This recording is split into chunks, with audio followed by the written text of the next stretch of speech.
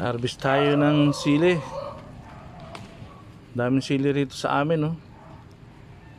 Dito to sa lupang tinatamnan ko dito sa Marikina. Ang dami. Mahal ang sili ngayon, eh, no? Pero dito, napakaraming tumutubo. Ang daming bunga. Siling labuyo pa, oh.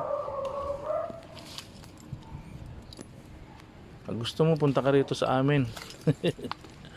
Sa Marikina, buddy.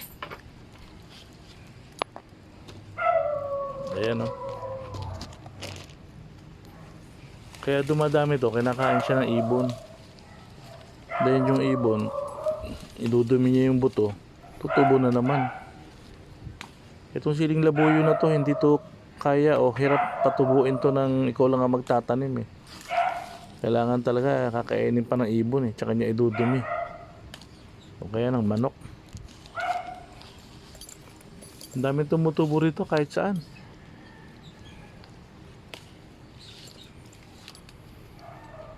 Sarap to ilagay sa ano, sa suka, ano. Sa kami sibuyas tsaka bawang. Ayun. Ano ba tawag sa ganong suka, buddy? Parang sukang paumbong, ano. Dami, ganyan, no? Ayan, puputulin niya, kakagatin niya na ganyan sa putulin. Anong ginagawa ng ibon, eh, kalakalahati.